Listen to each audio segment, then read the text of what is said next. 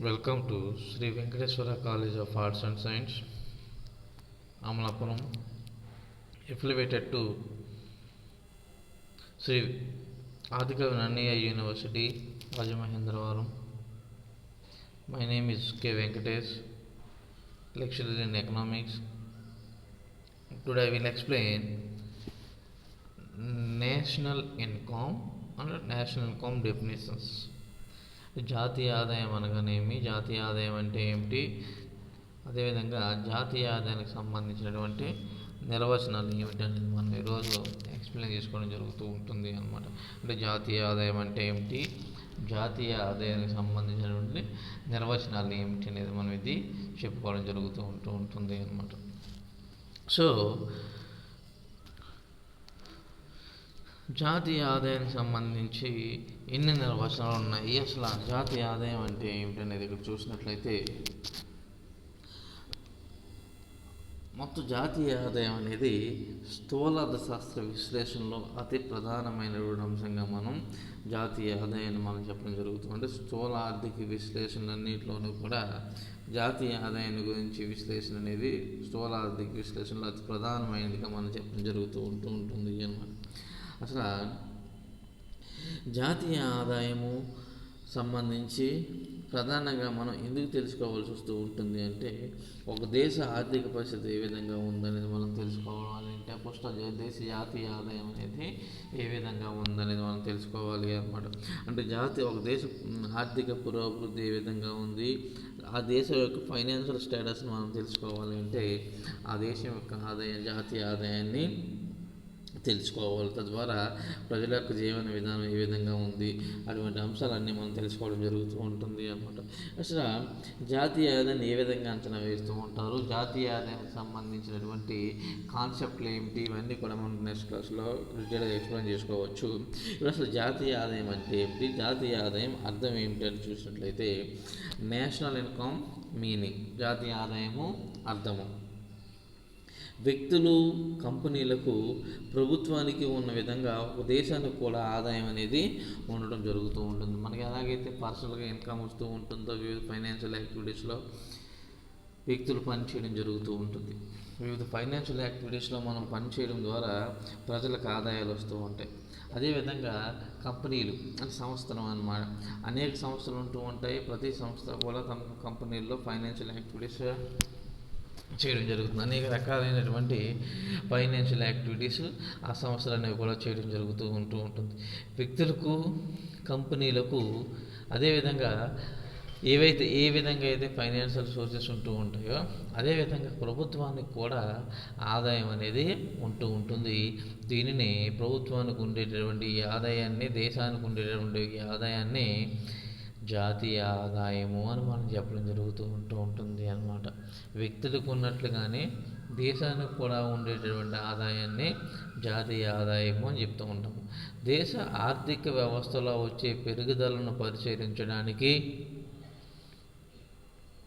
జాతీయ ఆదాయం అనేది ఒక ప్రామాణికంగా ఉపయోగపడుతూ ఉంటుంది.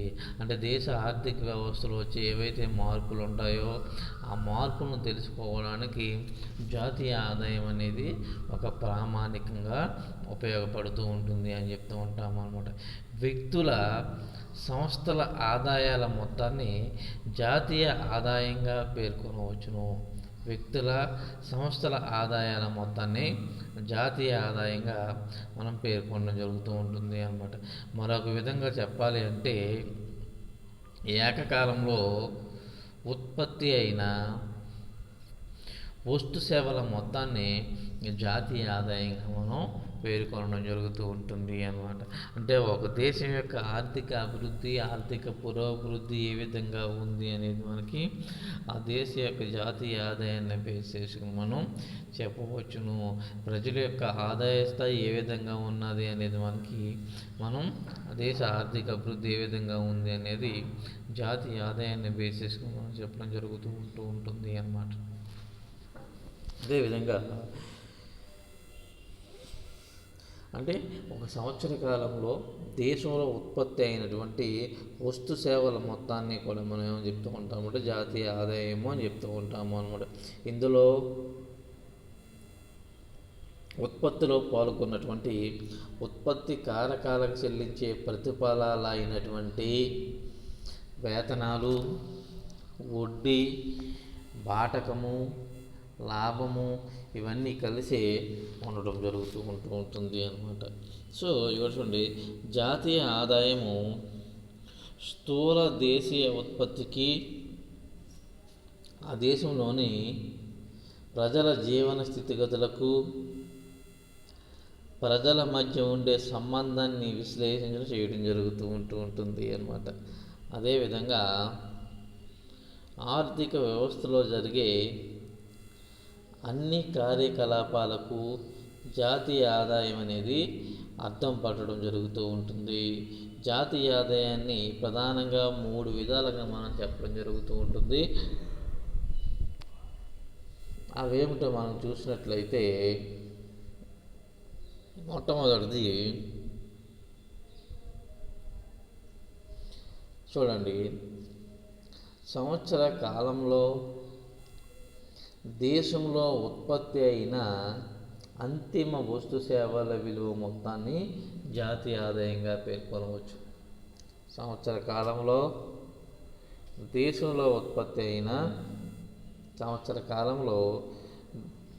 దేశంలో ఉత్పత్తి అయిన అంతిమ వస్తు సేవల విలువ మొత్తాన్ని జాతీయ ఆదాయంగా మనం పేర్కొనవచ్చు.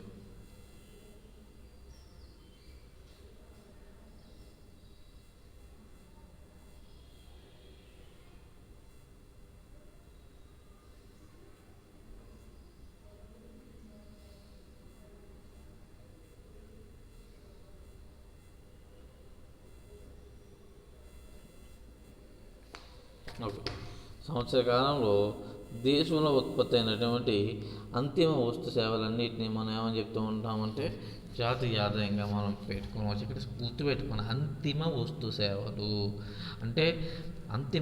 సేవలు అంటే అర్థం ఏమిటి? వీటిని మనం అంతిమ వస్తు సేవలు అని చెప్తూ ఉంటామంటే పూర్తిగా తయారైనటువంటి వస్తువులు అని అర్థము అన్నమాట. అంటే ఇక్కడ సగం తయారీ వస్తువులు కానీ మాధ్యమిక వస్తువులని మనం జాతీయ ఆదాయ లెక్కలోనికి తీసుకోవడానికి అవకాశం ఉండదు, తీసుకోకూడదు అన్నమాట. మరి ఏ వస్తువును తీసుకోవాలి అంటే పూర్తిగా తయారైనటువంటి వస్తువులు మాత్రమే లెక్కలోనికి తీసుకోవాలి. ఇక్కడ సంవత్సర కాలము అంటే దీనిని మనం సంవత్సర కాలము అని చెప్పడం జరుగుతూ ఉంటుంది. అంటే జనవరి నుంచి డిసెంబర్ వరకు ఉన్న కాలాన్ని సంవత్సర కాలం అని చెప్తూ ఉంటామా? అధికంగా అంటే ఫైనాన్షియల్ ఇయర్ అది కాదు అనమాట. ఫైనాన్షియల్ ఇయర్ అనేది మనకు వేరేగా ఉంటుంది అనమాట. ఫైనాన్షియల్ ఇయర్ అంటే ఎప్పుడు స్టార్ట్ అవుతూ ఉంటుంది అంటే ఏప్రిల్ 1వ తారీఖు నుంచి మార్చి 31వ తారీఖు వరకు ఈ సంవత్సరాన్ని దీన్ని మనం ఫైనాన్షియల్ ఇయర్ అని చెప్తూ ఉంటాము అన్నమాట. ఎప్పటి నుంచి ఎప్పటి వరకు? ఏప్రిల్ 1 నుండి మార్చి 31 వరకు. ఏప్రిల్ 1 నుంచి మార్చి 31 వరకు మధ్య కాలాన్ని ఏమని చెప్తూ ఉంటామంటే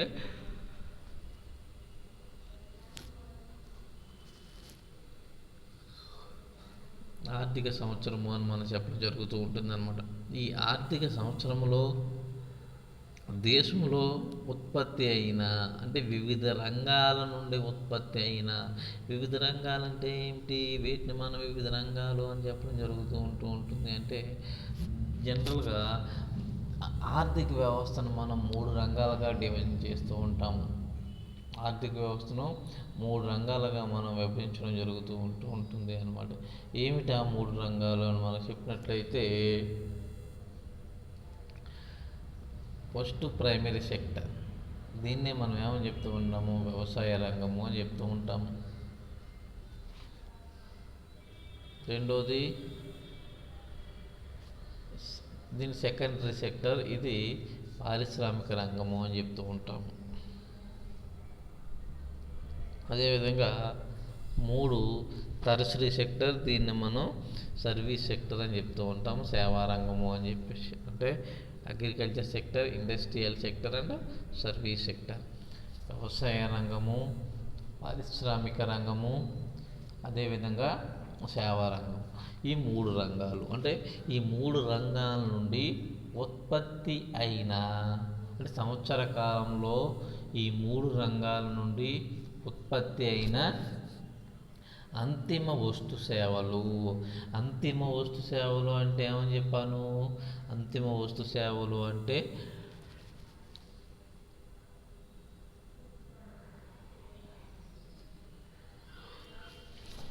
అంతిమ వస్తు సేవలు అంటే పూర్తిగా తయారైనటువంటి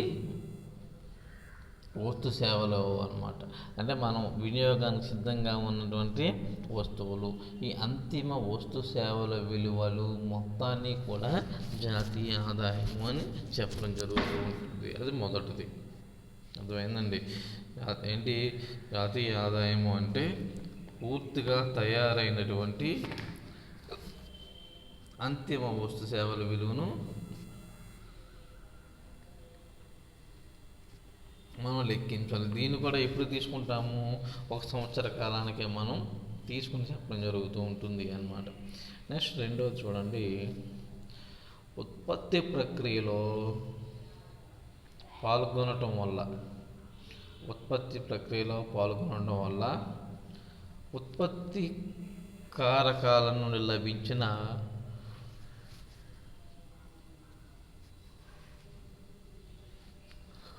ఉత్పత్తి ప్రక్రియలో పాల్గొనడం వల్ల ఉత్పత్తి కారకాల నుండి లభించిన మొత్తం విలువలను జాతీయ ఆదాయం అని చెప్పడం జరుగుతూ ఉంటుంది అన్నమాట. ఉత్పత్తి ప్రక్రియలో పాల్గొనడం వల్ల ఉత్పత్తి కారకాల నుండి లభించిన మొత్తం విలువను జాతీయ ఆదాయం చెప్పడం జరుగుతూ ఉంటుంది అన్నమాట. అంటే ఇక్కడ ఉత్పత్తి కారకాలకు చెల్లించేటటువంటి ప్రతిఫలాలను బేస్ చేసుకుని జాతీయ ఆదాయం అనేది మనం చెప్పడం జరుగుతూ ఉంటుంది అన్నమాట. నెక్స్ట్ మూడోది చూడండి, సంవత్సర కాలంలో వస్తు సేవల కొరకు చేసినటువంటి మొత్తం వ్యయాన్ని జాతీయ ఆదాయంగా పేర్కొనడం జరుగుతూ ఉంటుంది అన్నమాట. అంటే వస్తువులపై మనం పెట్టినటువంటి కాస్ట్ ఆఫ్ ఎక్స్పెన్సివ్ మొత్తాన్ని కూడా జాతీయ ఆదాయంగా పేర్కొనడం జరుగుతూ ఉంటుంది అన్నమాట. సో ఈ విధంగా పై 3 విధాలుగా ఏ విధంగా చెప్పినా కూడా ఒకే మొత్తం అనేది తెలియజేయడం జరుగుతూ ఉంటుంది. జాతీయ ఆదాయానికి స్థూలార్థిక విశ్లేషణ అనేది ఎంతో ప్రాముఖ్యం. స్థూలార్థ శాస్త్ర విశ్లేషణలో జాతీయ ఆదాయం అనేది చాలా ప్రముఖమైనదిగా మనం చెప్పడం జరుగుతూ ఉంటుంది అన్నమాట. అర్థమైందండి? సో ఈ జాతీయ ఆదాయానికి సంబంధించినటువంటి డెఫినేషన్స్ ఏమిటి అనేది మనం ఇక్కడ డిస్కషన్ చేసుకోవాలి అన్నమాట. ఏ రకమైన డెఫినేషన్స్ ఉన్నాయి, ఎన్ని రకాల నిర్వచనాలు ఉన్నాయి చూసినట్లయితే, అంటే జనరల్గా మనం ఏం చేస్తూ ఉంటాము, ఆర్థిక వ్యవస్థను ఆర్థికవేత్తలను మనం 2 రకాలుగా విడగొడుతూ ఉంటాం. ఏమిటి? సాంప్రదాయ ఆర్థికవేత్తలు అని చెప్పేసి, అట్లానే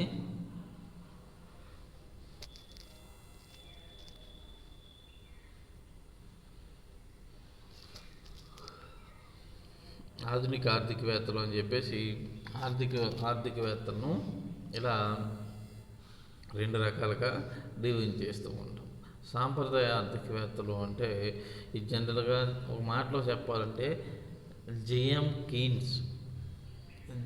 కీన్స్ కంటే ముందున్నటువంటి ఆర్థికవేత్తలందరినీ మనం ఏమని చెప్తూ ఉంటాము అంటే సాంప్రదాయ ఆర్థికవేత్తలు అని చెప్పేసి, జేఎం కీన్స్ తర్వాత ఉన్నటువంటి ఆర్థికవేత్తలను నవ్య సాంప్రదాయ ఆర్థికవేత్తలు, వాళ్ళనే మనం ఆధునిక ఆర్థికవేత్తలు అని చెప్పేసి చెప్పడం జరుగుతూ ఉంటుంది అన్నమాట. అంటే ఈవెన్ ఆధునిక ఆర్థికవేత్తలు, సాంప్రదాయ ఆర్థికవేత్తలు. ఆధునిక ఆర్థికవేత్తలని మనం ఏమని చెప్తూ ఉంటామంటే మోడర్న్ ఎకనామిస్టులు అని చెప్తూ ఉంటాము. సాంప్రదాయ ఆర్థికవేత్తలను ఏమని చెప్తూ ఉంటామంటే క్లాసికల్ ఎకనామిస్టులు అని చెప్తూ ఉంటాం. ఈ మోడర్న్ ఎకనామిక్స్ని మనం ఏమని చెప్తాం, నియో క్లాసికల్ ఎకనామిస్టులు అని కూడా మనం చెప్పడం జరుగుతూ ఉంటుంది అన్నమాట.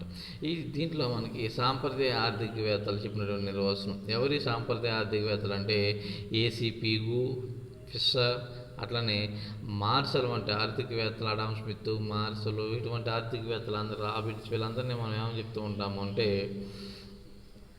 సాంప్రదాయ ఆర్థికవేత్తలు అని చెప్తూ ఉంటాం. ఈ సాంప్రదాయ ఆర్థికవేత్తలు చెప్పినటువంటి నిర్వచనాన్ని ఏమని చెప్తూ ఉంటామంటే సాంప్రదాయ నిర్వచనము అని చెప్తూ ఉంటాము అనమాట. ఈ సాంప్రదాయ ఆర్థికవేత్తలు ప్రధానమైనటువంటి వారు జాతీయ ఆదాయానికి సంబంధించిన చెప్పిన నిర్వచనాల్లో ప్రధానంగా ఏసీపీగు అనే ఆర్థికవేత్త జాతీయ ఆదాయానికి ఇచ్చిన నిర్వచనము, అట్లనే ఫిషరు, మార్షల్ వంటి ఆర్థికవేత్తలు జాతీయ ఆదాయానికి సంబంధించిన నిర్వచనాలు ఏమిటనేది చూడండి. ఫస్ట్ పీగు జాతీయ ఆదాయాన్ని ఏ విధంగా నిర్వచించాడు అని చూసినట్లయితే పీగు అభిప్రాయం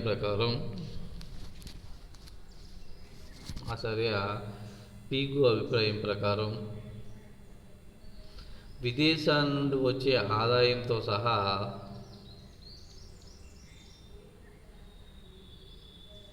విదేశాల నుండి వచ్చే ఆదాయంతో సహా ద్రవ్యంతో కొలవగలిగిన దేశంలోని ఆదాయాల మొత్తమే జాతీయ ఆదాయము. విదేశాల నుండి వచ్చే ఆదాయంతో సహా ద్రవ్యంతో కొలవగలిగిన దేశంలోని ఆదాయాల మొత్తమే జాతీయ ఆదాయము.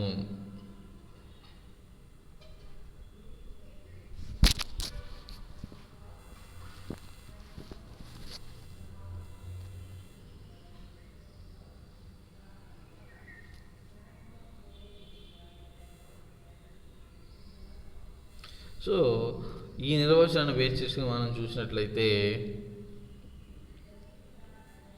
ఒక సంవత్సర కాలంలో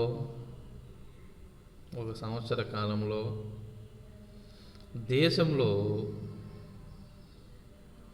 తయారైన వస్తు సేవల విలువను ద్రవ్యం రూపంలో లెక్కించి ఆ మొత్తాలను కలపాలి అన్నమాట. ఆ మొత్తానికి విదేశాల నుండి లభించే నికర ఆదాయాన్ని జత చేయాలి. ఇప్పుడు వచ్చినటువంటి మొత్తాన్ని కూడా మనం జాతీయ ఆదాయంగా నిర్వచించడం జరుగుతూ ఉంటుంది. అంటే దేశంలో సంవత్సర కాలంలో ఉత్పత్తి అయినటువంటి వివిధ వస్తు సేవల మొత్తాన్ని కూడా ద్రవ్య రూపంలో లెక్కించి ఆ ద్రవ్య రూపంలో వచ్చినటువంటి మొత్తానికి కూడా ఏం చేయాలి, ఇతర దేశాల నుండి మన దేశానికి వచ్చినటువంటి విదేశీ మూలధనం మొత్తాన్ని కూడా విదేశీ ఆదాయం మొత్తాన్ని కూడా జత చేయాలి అన్నమాట. ఆ విధంగా వచ్చిన దాన్ని జాతీయ ఆదాయంగా చెప్పాలి అని చెప్పేసి ఈవెన్ ఏసీపీగు అనే ఆర్థికవేత్త చెప్పడం జరిగింది అన్నమాట. దీన్ని బేస్ చేసుకుని పీగు జాతీయ ఆదాయానికి ఇచ్చిన నిర్వచనం ప్రకారం కొన్ని లోపాలు ఉన్నాయని చెప్పేసి కొంతమంది ఆర్థికవేత్తలు విమర్శించడం జరిగింది అన్నమాట. అవి ఏమిటో చూసినట్లయితే ఆర్థిక వ్యవస్థలో ద్రవ్యంతో కొలవగలిగిన వస్తు సేవలను మాత్రమే పరిగణలోకి తీసుకోవడం జరిగింది ఏసీపీకు అన్నమాట. కానీ వస్తువులను ద్రవ్యంతో కొనగలిగినవి కొనలేనివి అనేవి అప్పుడున్నటువంటి పరిస్థితులను బట్టి చెప్పడం జరుగుతూ ఉంటుంది. కొన్ని ద్రవ్యంతో మనం కొనలేనివి, ద్రవ్యంతో మార్గం చేయలేనివి కూడా ఉంటాయి. కానీ చేయలేనివి కూడా మనకి ఇక్కడ జాతీయ ఆదాయంలో పరిగణించబడవు అని చెప్పేసి ఏసీపీకు చెప్పాడు అన్నమాట. ఒకవేళ ద్రవ్యంతో కొనగలిగిన వస్తు సేవలను పరిగణలోనికి తీసుకుంటే క్రింది ఉదాహరణల ద్వారా నిర్వచనంలోని లోపాన్ని మనం గమనించవచ్చు. దానికి ఎగ్జాంపుల్ ఏంటో చూడండి. ఒక డాక్టర్ నర్సును నియమించుకున్నప్పుడు నర్సుకు వేతనం చెల్లిస్తాడు. అది జాతీయ ఆదాయంలో కలుస్తుంది. ఒకవేళ అదే నర్సుని డాక్టర్ వివాహం ఆడితే వివాహం అయిన నుండి ఆమె సేవలను వేతనం ఇవ్వడు. ఈ నర్సు సేవ అప్పుడు జాతీయ ఆదాయంలో కలవదు. ఈ మేరకు జాతీయ ఆదాయం తక్కువగా అంచనా వేయబడుతూ ఉంటుంది. అభివృద్ధి చెందిన దేశాలకి ఈ నిర్వచనం ఉపయోగంగా ఉంటుంది, కానీ అభివృద్ధి చెందుతున్న దేశాలకు కానీ వెనకబడిన దేశాలకు కానీ ఏసీపీకు నిర్వచనం అనేది అంత ఆమోదయోగ్యమైనదిగా మనం చెప్పడానికి అవకాశం అనేది ఉండదు అన్నమాట. నెక్స్ట్ రెండవ డెఫినేషన్ మనం చూసినట్లయితే ఇర్విన్ ఫిషర్ డెఫినేషన్. రెండవ డెఫినేషన్ ఏమిటంటే ఇర్విన్ ఫిషర్ డెఫినేషన్ అనమాట. ఇర్విన్ ఫిషర్ డెఫినేషన్ చూడండి. అంతిమ వినియోగదారుల భౌతిక లేదా మానవ వనరుల నుండి పొందే వస్తు సేవల సముదాయమే జాతీయ ఆదాయము.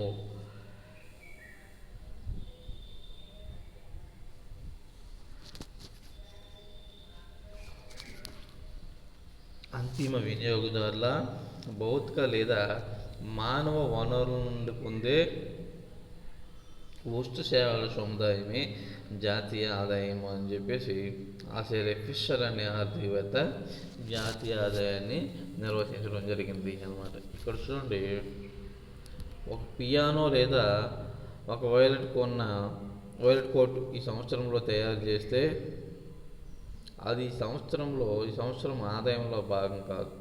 ఇది మూలధనానికి సమాధానం మాత్రమే అన్నమాట. ఈ సంవత్సర కాలంలో వీటి నుండి పొందిన సేవలు మాత్రమే ఆదాయం అని ఫిషర్ నిర్వచనం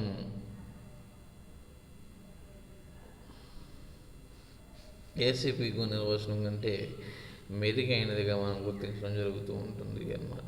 ఈ నిర్వచనం ఆర్థిక సంక్షేమానికి సరైన భావనను వివరించడం జరుగుతూ ఉంటుంది అన్నమాట.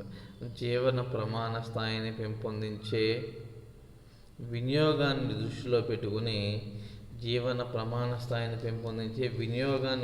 పెట్టుకుని ఈ నిర్వచనం వివరించబడినట్లుగా మనం చెప్పవచ్చు అన్నమాట. లివింగ్ కండిషన్స్ ఫేస్ చేసుకున్నాయి అన్నమాట. ఒక సంవత్సర కాలంలో తయారైన వస్తు సేవల నిల్వల ద్వారా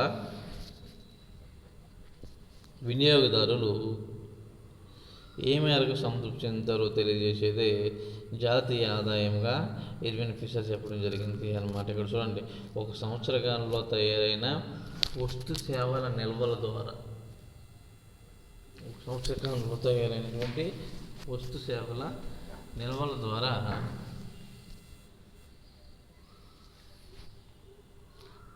వినియోగదారులు ఏ మేరకు సంతృప్తి చెందారో తెలియజేసేదే జాతీయ ఆదాయకరణకు ఆధారం అని చెప్పేసి ఈవెన్ చెప్పడం జరుగుతూ ఉంటుంది అన్నమాట.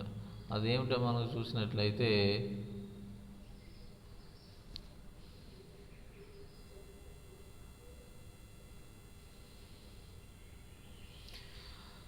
ఫిషర్ నిర్వచనాన్ని ఆచరణాత్మకంగా పరిశీలించినప్పుడు ఇది పరిమిత ప్రయోజనాన్ని కలిగిస్తుందనే అంశాల ద్వారా మనకు తెలియజేయడం జరుగుతూ ఉంటుంది అన్నమాట. అవి నికర ఉత్పత్తిని ఉపయోగించుకోవడం ద్వారా పొందే నికర వినియోగాన్ని లెక్కించడం కష్టంతో కూడుకున్న వ్యవహారంగా మనం చెప్పడం జరుగుతూ ఉంటుంది అన్నమాట. దీన్ని బేస్ చేసుకుని మనం చూస్తే మన్నిక గల వినియోగ వస్తువులు ఎన్నో సంవత్సరాలు పనిచేస్తూ ఉంటాయి. అవి తరచుగా ఒకరి నుండి మరొకరికి మారుతూ ఉంటాయి. వాటి విలువ కూడా మారుతూ ఉంటుంది. అటువంటప్పుడు ఏ విలువను పరిగణలోకి తీసుకోవాలి అనే విషయంలో స్పష్టత అనేది లేదు అన్నమాట.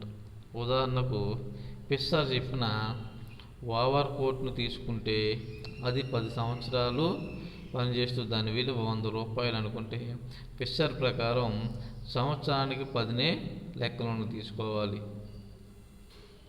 అదే పీగు మార్షల్ల ప్రకారం అయితే ఏ సంవత్సరంలో తయారైతే ఆ సంవత్సరంలో మొత్తం విలువను తీసుకోవడం జరుగుతూ ఉంటుంది అన్నమాట. ఈ విధంగా జాతీయ ఆదాయాన్ని లెక్కించడంలో ఫిషర్ నిర్వచనం కొన్ని ఇబ్బందులు ఉన్నట్లుగా మనం చెప్పడం జరుగుతూ ఉంటుంది అన్నమాట. అలానే మార్షల్ జాతీయ ఆదాయానికి సంబంధించిన చెప్పిన నిర్వచనాన్ని మనం చూసినట్లయితే ఒక దేశంలో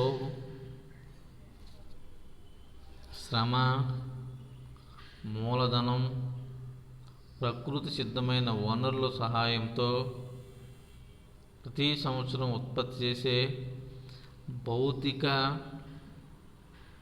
అభౌతిక వస్తు సేవలతో కూడుకున్న నికర వస్తు సేవల మొత్తమే నికర వార్షిక ఆదాయము లేదా జాతీయ ఆదాయము అని చెప్పేసి మార్షల్ జాతీయ ఆదాయాన్ని నిర్వచించడం జరిగింది అన్నమాట. ఇక్కడ చూడండి, ఒక దేశంలో శ్రమ మూలధనం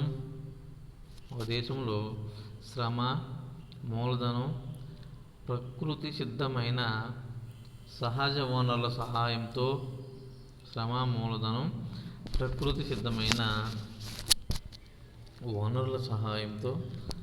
ప్రతి సంవత్సరం ఉత్పత్తి చేసే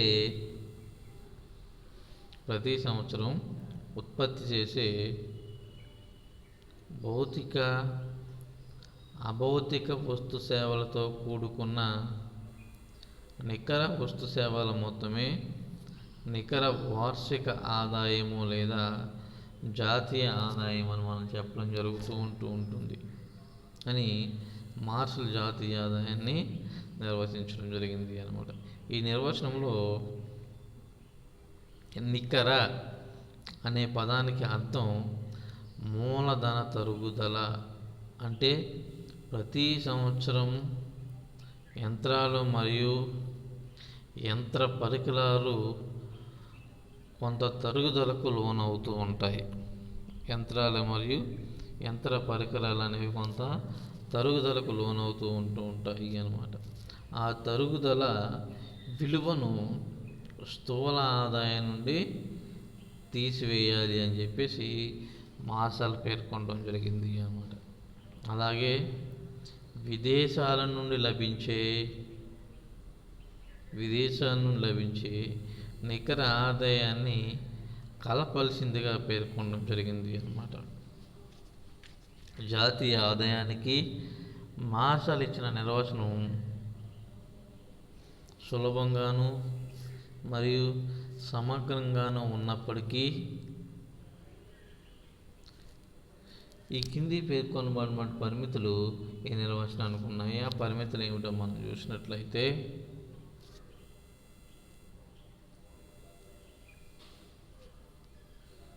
ప్రస్తుత ఆర్థిక వ్యవస్థలో అనేక రకాలైన వస్తు సేవలను ఉత్పత్తి చేయడం జరుగుతూ ఉంటుంది. ప్రస్తుత ఆర్థిక వ్యవస్థలో అనేక రకాలైనటువంటి వస్తు సేవలను ఉత్పత్తి చేయడం జరుగుతూ ఉంటుంది. వీటిని సంఖ్యాత్మకంగా గుణించి ఖచ్చితంగా లెక్క పట్టడం అనేది చాలా కష్టంతో కూడుకుని ఉంటుంది. అది ఏమిటి అనేది చూసినట్లయితే, ఒకే ఉత్పత్తిని 2 లేదా అంతకన్నా ఎక్కువసార్లు లెక్కించే ప్రమాదం ఉంటుంది. అంటే మరలా లెక్కించే ప్రమాదం అనేది ఉంటుంది. అందువల్ల జాతీయ ఆదాయము వాస్తవంగా ఉన్న దానికంటే ఎక్కువగా అంచనా వేసే అవకాశం అనేది ఉంటుంది. ఉదాహరణకు, ఒక రైతు తాను పండించిన గోధుమలను పిండి గిర్ని యజమానులకు ఒక కింటాకు 2,000 రూపాయలకు అమ్మాడనుకుంటే, పిండి యజమాని ఆ గోధుమలను పిండిగా మార్చి 4,000కు బేకరీ యజమానికి అమ్మాడు. ఆ బేకరీ వాడు బ్రెడ్గా మార్చి 8,000కు సమానంగా వినియోగదారులకు అమ్మాడు. అంటే జాతీయ ఆదాయం లెక్కించినప్పుడు 2,000 ప్లస్ 4,000 ప్లస్ 8,000 అంటే 14,000 లెక్కించినట్లయితే దాన్ని డబుల్ కౌంటింగ్ అంటారు అనమాట. ఇలాంటి సందర్భంలో అంతిమ వినియోగం చేసే వస్తువును మాత్రమే లెక్కించాలి అని మనం దీన్ని చెప్తూ ఉంటాం. అంటే పూర్తిగా తయారైనటువంటి వస్తువును మాత్రమే మనం లెక్కించాలి, కానీ సగం తయారైనటువంటి వస్తువుని కానీ మాధ్యమిక వస్తువును కానీ మనం లెక్కించడానికి అనేది ఇక్కడ అవకాశం ఉండదు, లెక్కించకూడదు అని చెప్తూ ఉంటాము అన్నమాట.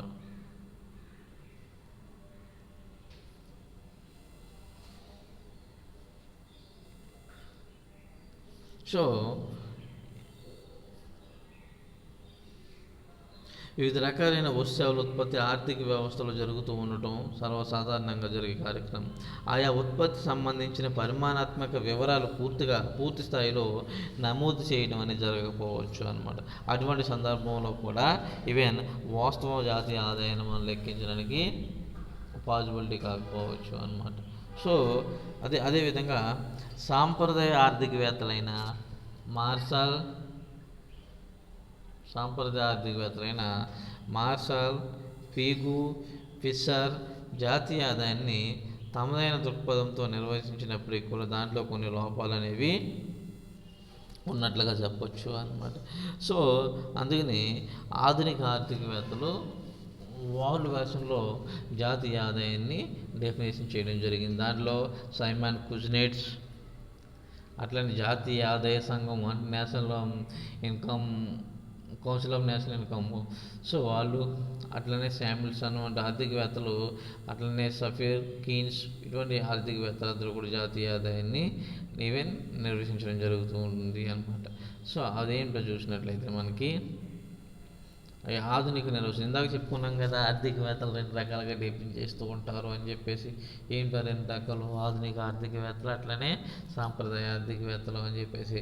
సాంప్రదాయ ఆర్థికవేత్తలు మనం క్లాసికల్ ఎకనామిస్టులు అని చెప్తూ ఉంటారు, అట్లానే ఆధునిక ఆర్థికవేత్తలనేమో నియో క్లాసికల్ ఎకనామిస్టులు అని చెప్తూ ఉంటాము అన్నమాట. సో దీంట్లో ప్రధానంగా చూడండి సైమన్ కుజ్నెట్స్ నిర్వచనం. ఒక దేశంలో ఉత్పాదక వ్యవస్థ నుండి అంతిమ వినియోగదారులకు ఒక సంవత్సర కాలంలో ప్రవహించే వస్తు సేవల నికర ఉత్పత్తి. ఒక దేశంలో ఉత్పాదక వ్యవస్థ నుండి అంతిమ వినియోగదారులకు ఒక సంవత్సర కాలంలో ప్రవహించే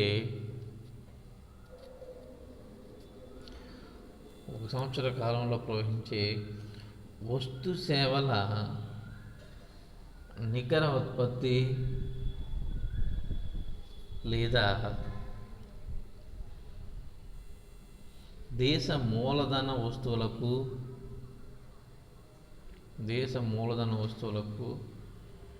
నికరంగా చేరే వస్తు జాతీయ ఆదాయము అని చెప్పడం జరుగుతూ ఉంటుంది అన్నమాట. దేశంలో వ్యక్తులు, వ్యాపార సంస్థలు, సామాజిక రాజకీయ సంస్థల ఆర్థిక వ్యాపారం పొందే నికర ఆదాయ సముదాయమే జాతీయ ఆదాయము అని కుజ్నెట్స్ అనే ఆర్థికవేత్త పేర్కొనడం జరిగింది. సో ఇక్కడ కొంతవరకు ఇది వాస్తవానికి దగ్గరగానే ఉంది. చూడండి, ఒక దేశ ఉత్పాదక వ్యవస్థ నుండి అంతిమ వినియోగదారులకు ఒక సంవత్సర కాలంలో ప్రవహించే వస్తు సేవల నికర ఉత్పత్తి లేదా దేశ మూలధన వస్తువులకు నికరంగా చేరే వస్తువుల జాతీయ ఆదాయము అని మనం చెప్పి వాస్తవంగా వచ్చినటువంటి ఇన్కమ్ మొత్తము కూడా అనమాట. సో దేశంలో వ్యక్తులు, వ్యాపార సంస్థలు, సామాజిక రాజకీయ సంస్థల ఆర్థిక వ్యాపారం పొందే నికర ఆదాయ సముదాయమే జాతీయ ఆదాయం అని చెప్పేసి కుజ్నెట్స్ పేర్కొనడం జరిగింది అన్నమాట. అదేవిధంగా జాతీయ ఆదాయ సంఘ నిర్వచనాన్ని బేస్ చేసుకుని చూస్తే భారతదేశ జాతీయ ఆదాయ సంఘం వారు జాతీయ ఆదాయాన్ని క్రింది విధంగా నిర్వచించడం జరిగింది అన్నమాట. నిర్ణీత కాలంలో ఉత్పత్తి చేసే భారతదేశంలో జాతీయ ఆదాయ సంఘం వారు జాతీయ ఆదాయాన్ని నిర్ణీత కాలంలో ఉత్పత్తి చేసే ఒక్కసారి మాత్రమే లెక్కలోనికి తీసుకున్న వస్తు సేవల సముదాయమే జాతీయ ఆదాయము. ఒకసారి మాత్రమే లెక్కలోకి తీసుకునే వస్తు సేవల సముదాయమే జాతీయ ఆదాయము అని చెప్పేసి నిర్వచించడం జరిగింది జాతీయ ఆదాయ సంఘం వారు అన్నమాట. అలానే శామ్యుల్సన్ అనే ఆర్థికవేత్తను బేస్ చేసి చూస్తే శామ్యుల్సన్ ప్రకారం జాతీయ ఆదాయము అనగా ఒక దేశంలో ఒక సంవత్సర కాలంలో ప్రవహించే వస్తు సేవల ద్రవ్య విలువయే జాతీయ ఆదాయము అని చెప్పేసి శామ్యుల్సన్ నిర్వచించడం జరిగింది అన్నమాట. అదేవిధంగా ఫిషర్ ఫిషర్ కాదు, సఫీర్. యాక్చువల్లీ ఫిషరే, తప్పు రాశారు ఇక్కడ.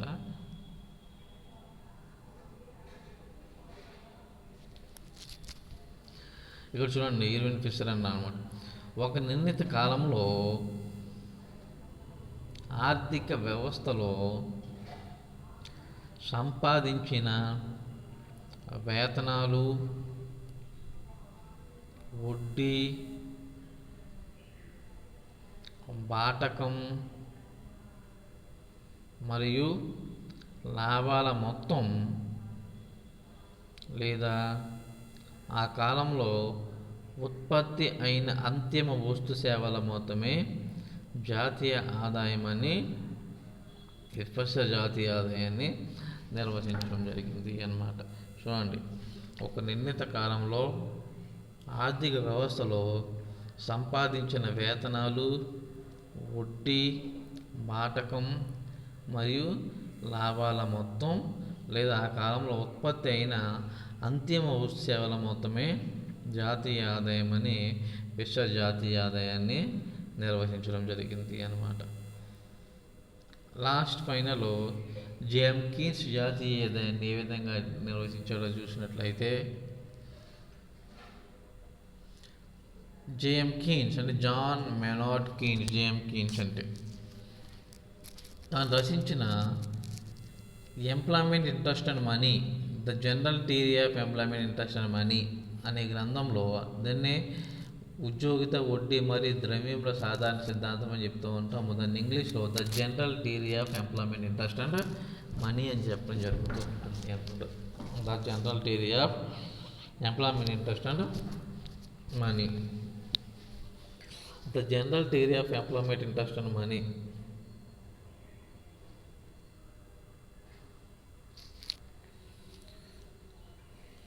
The general theory of employment interest and money అనే గ్రంథంలో జాతీయ ఆదాయాన్ని గురించి తన అభిప్రాయాన్ని వివరించడం జరిగింది అన్నమాట.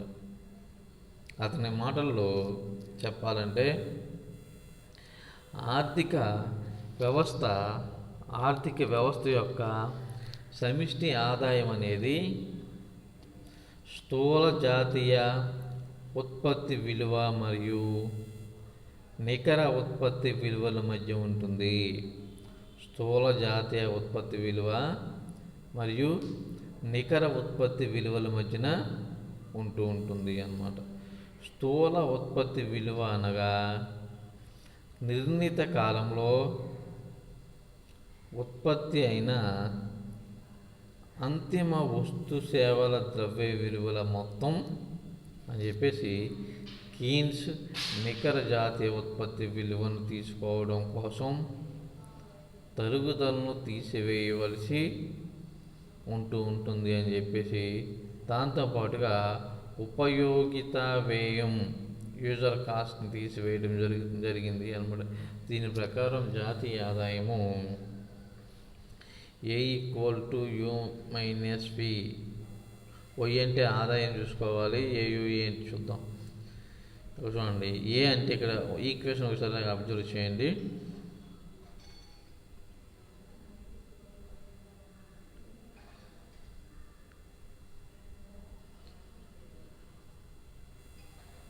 ఓకే, ఇక్కడ ఏ అంటే ఏమిటో చూడండి.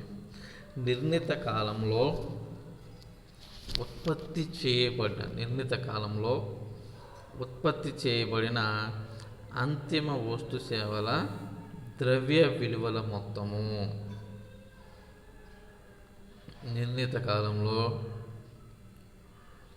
ఉత్పత్తి చేయబడిన అంతిమ వస్తు సేవల ద్రవ్య విలువల మొత్తము. నిర్ణీత కాలంలో ఉత్పత్తి చేయబడిన అంతిమ వస్తు సేవల ద్రవ్య విలువల మొత్తము ఏ అంటే అన్నమాట. అదే యు అంటే ఏంటో చూడండి. ఉపయోగిత వ్యయాలలో అనగా యంత్రాలు మరియు యంత్ర పరికరాలను ఉపయోగించడం వల్ల వాటి విలువలో వచ్చే తగ్గుదల.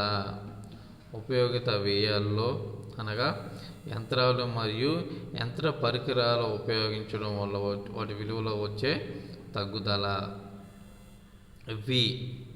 వి అంటే ఏమిటో చూడండి. ఉపయోగిత వ్యయాలు చేర్చబడని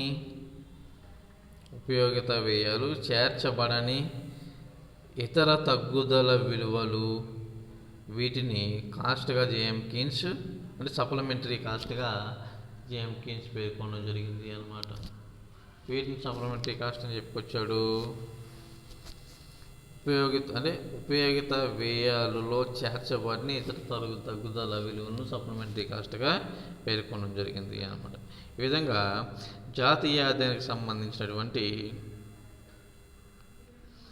నిర్వచనాలన్నింటినీ పరిశీలించగా జాతీయ ఆదాయాన్ని గణించడానికి తీసుకోవాల్సిన అంశాలను దృష్టిలో పెట్టుకుని నిర్వచించినట్లుగా మనకు తెలుస్తూ ఉంటుంది అన్నమాట.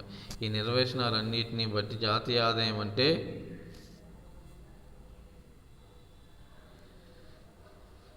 ఆదాయం అంటే ఒక సంవత్సర కాలంలో దేశంలో ఉత్పత్తి అయినటువంటి ఒక నిర్ణీత కాలంలో ఒక సంవత్సర కాలంలో దేశంలో ఉత్పత్తి అయినటువంటి అంతిమ వస్తు సేవల విలువ మొత్తాన్ని ఒక సంవత్సర కాలంలో దేశంలో ఉత్పత్తి అయినటువంటి అంతిమ వస్తు సేవల మొత్తాన్ని జాతీయ ఆదాయం అని మనం చెప్పడం జరుగుతూ ఉంటుంది పై నిర్వచనాలను బేస్ చేసుకుని అనమాట. అంటే ఒక సంవత్సర కాలంలో దేశంలో ఉత్పత్తి అయినటువంటి అంతిమ వస్తు సేవల విలువ మొత్తము అంటే ఇక్కడ మాధ్యమిక వస్తువులు కానీ సగం తయారైనటువంటి వస్తువులు కానీ జాతీయ ఆదాయ గణనలో మనం తీసుకోవడానికి అవకాశం అనేది ఉండదు. పూర్తిగా తయారైన వస్తువులు మాత్రమే మనం తీసుకోవాలి. ఈవెన్ అంతిమ వస్తువులు మాత్రమే మనం తీసుకోవాలి. వినియోగానికి సిద్ధంగా ఉన్న వస్తువులు మనం తీసుకుని జాతీయ ఆదాయాన్ని గణన చేయవలసి ఉంటుంది అన్నమాట. అర్థమైందండి. ఇది మనకి జాతీయ ఆదాయానికి సంబంధించినటువంటి నిర్వచనము. ఇక్కడ నెక్స్ట్ జాతీయ ఆదాయం నిర్ణయించే అంశాలు ఏమిటి, జాతీయ ఆదాయ భావనలు ఏమిటి, జాతీయ ఆదాయానికి సంబంధించినటువంటి మదింపు పద్ధతులు ఏమిటి, ఏ పద్ధతుల ద్వారా ఆదాయాన్ని లెక్కిస్తూ ఉంటారనేది నెక్స్ట్ క్లాస్లో డిస్కస్ చేసుకోవచ్చు. Okay, thank you.